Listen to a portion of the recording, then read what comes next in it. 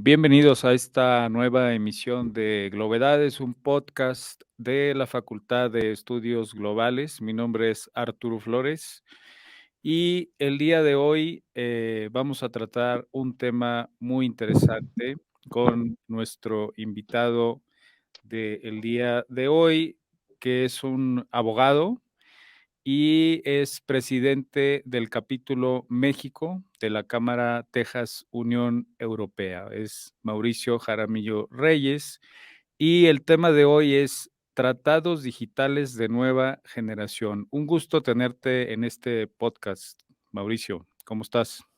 ¿Qué tal, Arturo? Muchas gracias por la invitación. Un placer y un honor participar en estas conversaciones.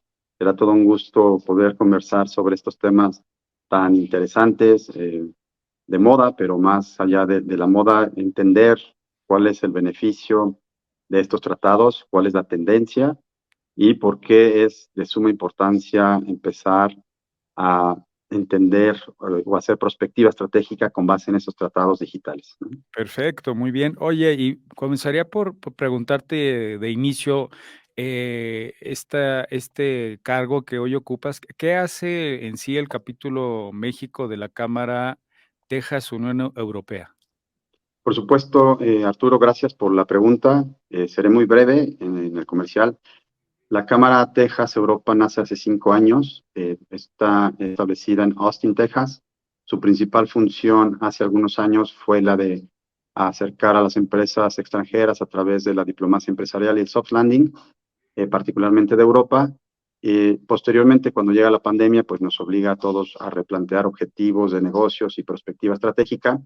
Y este año la Cámara decidió aperturar el capítulo México precisamente por esta tendencia global que está sucediendo en China, Estados Unidos y México. Y con esto, pues me refiero a nearshoring y el offshoring, que comentaremos un poco más adelante, pero prácticamente lo que hemos visto en los mercados, como se están moviendo, es que la gran fábrica del mundo, que es China, cerró prácticamente puertas, al igual que todos los otros países, y con ello afectó de manera un poco caótica la logística internacional.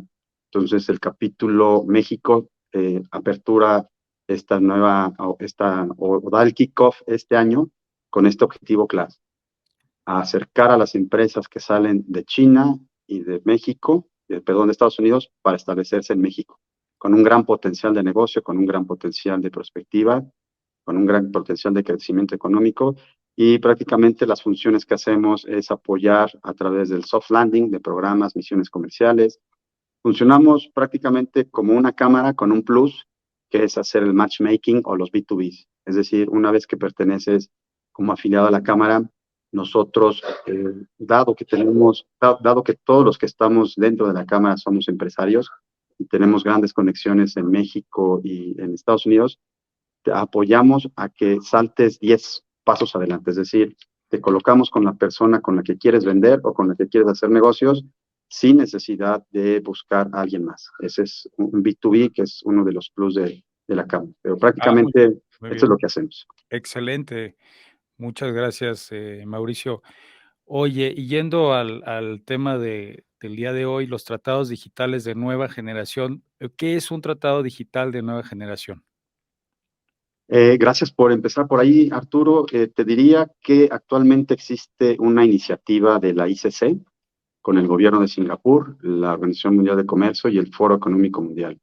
Esta iniciativa ya tiene varios años, prácticamente 10 años gestándose, pero no es sino hasta que llega el COVID y la pandemia que se replantean estas instituciones y organismos una pregunta básica, es decir, ¿qué sucedería si nuevamente nos afecta una pandemia, si tenemos algún tipo de situaciones que bloqueen o que no permitan el libre tránsito de mercancías en la cadena logística?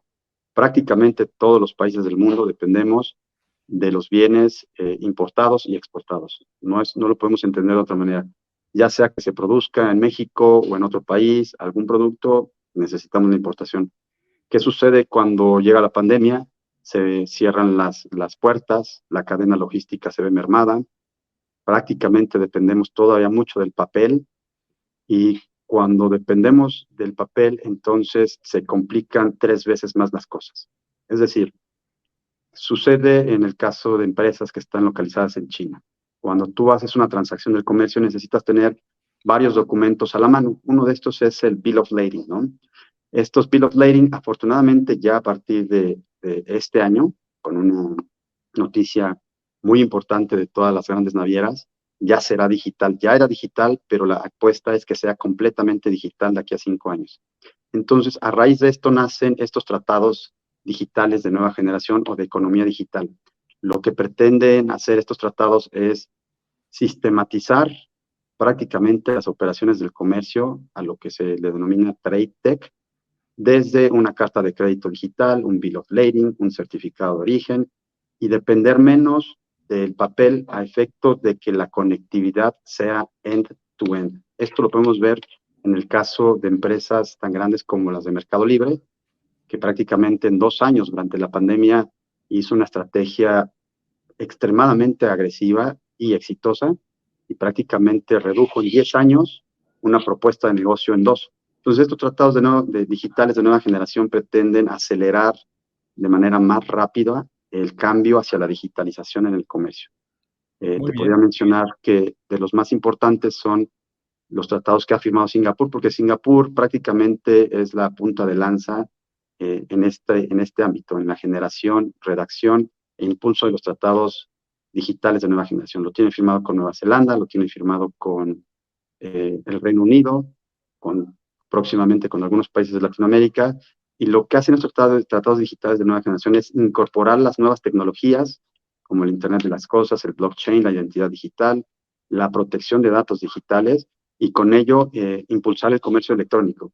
Mucho más fácil para cualquier importador, exportador, naviera, banco, hacer un clic y que dentro de esta sistematización, aunque suena bastante agresiva y lo es, sería mucho más fácil con un clic hacer o reducir todos los procesos que tienes que estar revisando de manera pues física en papel, ¿no? Entonces, este tratado digital de nueva generación, esto es lo que pretende y es una iniciativa mundial. Prácticamente el TEMEC también lo establece, ¿no? En el capítulo 19. Hay una transición digital hacia la facilitación del comercio. Con ello hay soluciones tecnológicas que se pueden aplicar, pero prácticamente hoy en día la transición digital y la pronta aceleración hacia la industria 4.0, que no todos los países lo hemos hecho, es el objetivo último de tener estos tratados digitales de última generación. Ok, sí, justamente siguiendo con todo lo que nos planteas, nos queda claro que estos tratados, pues ahora sí que a raíz de la pandemia, pues se aceleran por el hecho de que pues la mayoría de nuestra, ahora sí que nuestra convivencia pasó a ser una cuestión digital. Entonces, creo que esto acelera el proceso y con algunos ejemplos que nos das, creo que nos clarificas lo que es, un tratado de esta índole. Ahora, ¿por qué es interesante, por ejemplo, en el contexto de México, entrar a la discusión de un tratado digital de nueva generación? O sea, mencionabas que el TEMEC lo considera, pero ¿por qué es importante o interesante, entrar al tema en México en este momento? Claro, Arturo, es una pregunta muy atinada la que me haces. Y te diría principalmente, lo primero, por lo que me gustaría empezar, es que el TEMEC establece en el capítulo 19 el comercio electrónico.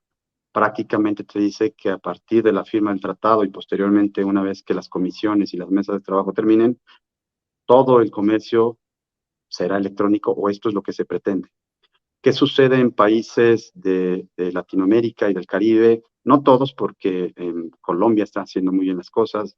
Chile tiene también una estrategia digital robusta, Panamá también, pero prácticamente, ¿qué es lo que sucede? Como bien lo comentas, la pandemia nos vino a revolucionar prácticamente todo el ámbito natural en la vida de una persona y con ello el ámbito empresarial. Entonces, creamos una cierta conciencia de necesidad y buscar cómo poder prácticamente, uno, pues seguir obteniendo el trabajo, mantener a nuestras familias y dos, entender con esta volatilidad qué es lo que viene. El TEMEC establece dentro de su contexto y de su texto que el comercio deberá ser digital. ¿Cuáles son algunas de las complejidades que hemos visto ya en la práctica, que estamos viendo con muchas empresas que están saltando al ámbito digital? El tema de las firmas electrónicas. El tratado establece prácticamente que los contratos deberán ser firmados vía electrónica, con una firma electrónica. Las firmas electrónicas existen en México desde hace mucho tiempo, están prácticamente ya reguladas en un código y son útiles, actualmente más necesarias, anteriormente no tanto. El tema está en la transición, cómo debemos de entender, cómo debemos aplicar y qué tan útiles pueden ser. Tengo clientes y algunas empresas directamente a las que atendemos en la Cámara que tienen precisamente esta complejidad.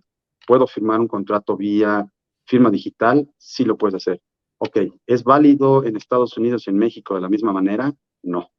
Entonces, ¿para qué lo firmo de manera digital, no? El tema que establece esto.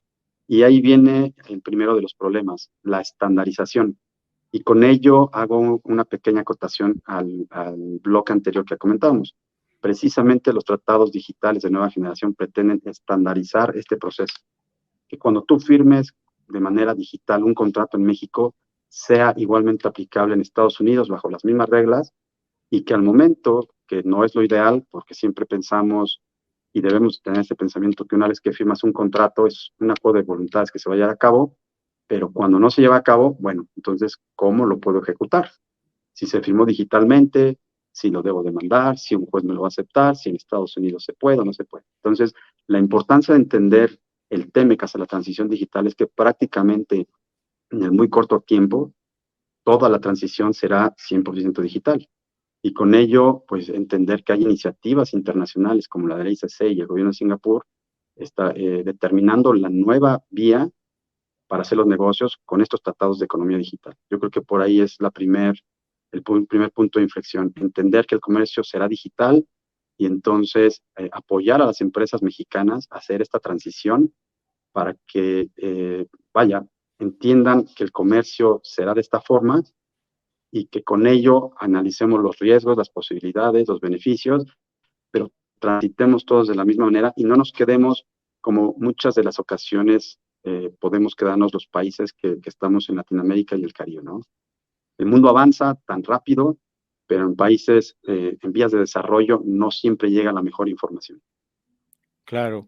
Sí, muchas gracias por tu amplia respuesta. La verdad que clarificas varios puntos. Les recordamos que estamos en Glovedades. Mi nombre es Arturo Flores. Este es un podcast de la Facultad de Estudios Globales de la Universidad de Anáhuac, y el día de hoy estamos hablando de tratados digitales de nueva generación. Mencionabas, un poco de la dinámica que se genera con este tipo de, pues, de tratados, y quisiera preguntarte si, por ejemplo, nos están escuchando quizá, algunos empresarios que ya exportan o que importan. eh, ¿Cuál es el costo o cómo se transfiere esta, digamos, revolución digital a una empresa? ¿O qué implica para una empresa, ahora sí que adaptar sus procedimientos, y todo el papeleo que nos platicabas para hacer esta adaptación a un tratado digital de nueva generación? Claro, por supuesto, Arturo, y creo que esta pregunta que haces podría resumir gran parte de todo lo que estamos hablando y es tema de las soluciones y del conflicto, ¿no? Ahora las empresas están buscando digitalizar, muchas ya la están haciendo, sus procesos, estandarizar también contratos. Nos hemos encontrado con empresas grandes, empresas medianas, que tienen cierta reticencia para firmar contratos digitales porque no saben cuál es la vía. Y realmente, aun cuando hay mucha información afuera, todavía no podemos encontrar esta sistematización. Que esto lo hace prácticamente organismos internacionales como puede ser la ICC, Naciones Unidas, la misma Organización Mundial de Comercio o el Foro Económico Mundial que hace poco se llevó a cabo, donde prácticamente uno de los tracks fue esto, ¿no? La digitalización del comercio, beneficios y riesgos. Entonces, una empresa que pudiera estarnos escuchando ahora actualmente, algunas de las recomendaciones que pudiéramos expresar, que es lo que hemos estado apoyando a las empresas en México y en Estados Unidos, es uno, entender que la transición será en el muy corto plazo hacia el sistema digital. No es un plus, es una necesidad. Entonces, este sería el primer paso. Tarde o temprano tendrás que digitalizar todos tus procesos. ¿Por qué? Pues es muy natural. El comercio internacional sigue avanzando, las empresas multilaterales siguen definiendo algunas líneas del juego. Con esto me refiero a los estándares internacionales. Y las empresas que están en México, que desean ser grandes proveedores confiables, necesariamente tendrán que saltar hacia la digitalización. El segundo punto es entender pues el tema cultural. ¿Qué pasa si una empresa en Estados Unidos te obliga a que firmes todos los contratos de manera digital? Y en México, pues uno no conoces cómo firmarlo de manera digital y tampoco conoces el riesgo asociado a esa firma digital. Entonces, ese sería el segundo paso, entender que prácticamente el mercado debe de avanzar, tienes que digitalizar. Y aquí yo hablaría un poco sobre la economía del conocimiento, ¿no? Prácticamente, en palabras muy simples, mientras más conoces, más competitivo eres, ¿no? Y estas son definiciones que el Fondo Económico Mundial ha establecido, ¿no?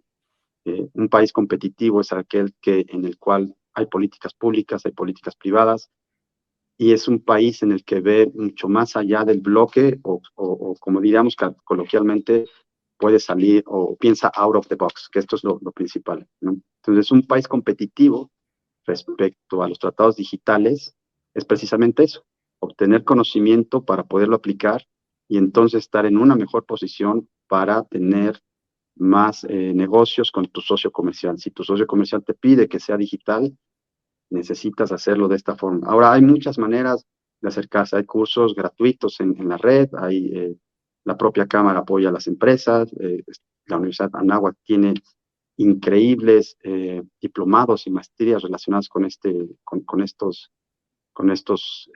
teorías, con estos rubros. Lo principal es tener una buena gestión en la administración de proyectos, identificar que si vas a ser competitivo, necesariamente tienes que saltar a este rubro digital y entonces sí aplicar una política completa con un grupo robusto y asesorarte de las personas que ya lo están haciendo afuera, ¿no? Para eso sirven estas comunicaciones. Ah, muy bien. Y por ejemplo, mencionabas el caso de Singapur, que decías que era como, digamos, el ejemplo a seguir, pero ¿qué otras buenas prácticas a nivel global nos pudieras mencionar en este sentido? Es decir, ¿qué países o qué bloques comerciales han ido avanzando más en este proceso de tratados digitales de nueva generación? Pues mira, hay muchos. Canadá tiene varios tratados firmados también entre Estados Unidos, hay tratados entre China y Chile. China está liderando también una iniciativa dentro de la ICC sobre el tema de la red 5G, ¿no? Una conectividad mucho más amplia. En México se están dando ya algunas, es una noticia pública. Google ya está metido en el tema de cloud computing. Algunas empresas de origen asiático también están entrando a este rubro. Yo te podría mencionar como mejores prácticas ampliamente conocidas, en que son más relacionadas en temas de política pública. Por ejemplo, Estonia lleva muchos años generando esta posibilidad de crear una empresa 100% digital desde cualquier parte del mundo, un nómada digital. Desde Guau, qué México, interesante. sí, desde México tú puedes crear una empresa directamente en Estonia 100% digital. Al momento en que creas tu empresa, recibes aquí de la embajada una cajita que es tu llave digital y a partir de este momento tú puedes contratar absolutamente todo, pagar los impuestos, contratar servicios, ofrecer tus servicios sin necesidad de estar físicamente en Estonia. Es el primer país del mundo que tiene una propuesta tan agresiva, interesante y exitosa y que el resto del mundo la está copiando, ¿no? También tenemos algunos casos en España, de los que yo tengo conocimiento directo. En España, una región que es Asturias, que es una región que en tiempo atrás fue una región altamente productiva por la extracción de carbón. Cuando terminan las concesiones, porque en la Unión Europea no duran mucho, tuvo que saltar y hacer un switch, saltar hasta esta a este punto de la transición en la economía digital o la industria 4.0, y lo que creó fue un programa que se llama Open Innovation 4.0. Prácticamente lo que hizo fue atraer inversión extranjera de grandes players en el mercado internacional y apoyar a empresas medianas o pequeñas a que produjeran en bloque un solo producto. Es decir, el gobierno capacita a las empresas, los ayuda a hacer esta transición digital, digitalizar procesos, en fin, estandarizar cierto mecanismo a efecto de que cuando llegue una empresa extranjera grande, 4 o 3 empresas puedan producir de manera distinta un mismo producto. Uno producía tal vez, por ponerte un ejemplo burdo, ¿no? La parte tecnológica, los chips. Otro producía un mecanismo o un receptor que pudiera ser no flamable, que tuviera ciertas especificaciones que necesitara el chip. Y el otro simplemente armaba. Pero entre 3 empresas que no tenían la capacidad por sí solas de hacer el producto, lo hacen en bloque. Entonces, 3 empresas le venden a esta gran empresa el producto. Es una práctica internacional. Este programa obtuvo el premio Eurada en Europa por ser una de las regiones altamente competitivas.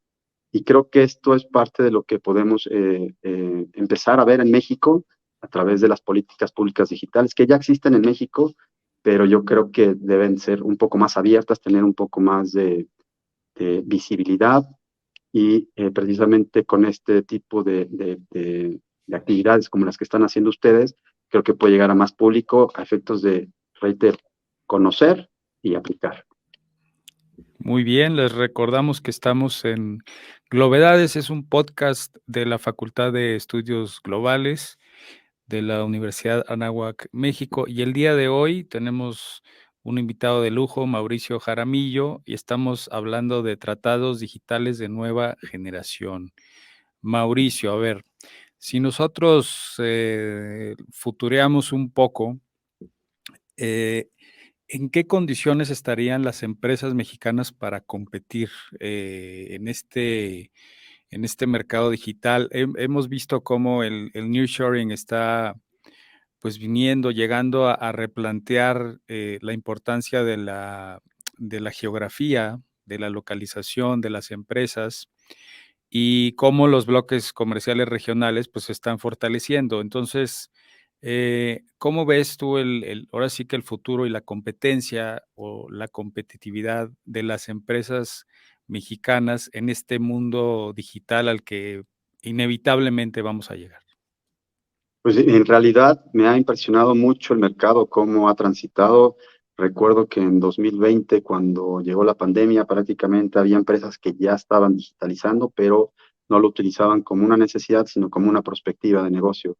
Y hoy en día he visto grandes empresas mexicanas, empresas medianas, algunas empresas chicas que están muy interesadas en hacer esta transición, lo cual para mi sorpresa es algo que no teníamos contemplado, ¿no? En 2 años hemos transitado en la capacidad de entender, de aprender y de aplicar de una manera fenomenal, derivado de una pandemia, y no con ello quiero decir que la pandemia sea fenomenal, sino la resiliencia que tenemos para adaptarnos al cambio. Las empresas mexicanas creo que sí están preparadas, muchas ya lo están haciendo.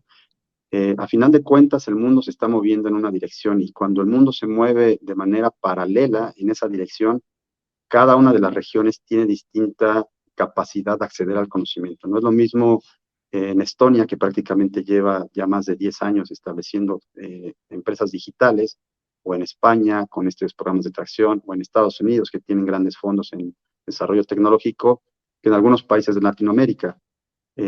Prácticamente acá yo creo que el punto clave sería identificar la tendencia nacional, acercarte con los especialistas, revisar tu modelo de negocio y simplemente tal cual transitar. Suena tal vez con la palabra bastante sencillo, pero esto es lo que hemos visto en el mercado, ¿no? Hay empresas del sector de e-commerce que las podemos ver abiertamente cuánto han crecido en el término de 2 años, ¿no? Simplemente porque hicieron una estrategia ampliamente productiva y exitosa, y en 2 años crearon políticas y diseñaron modelos de negocios que tal vez se hubieran tardado 10 años.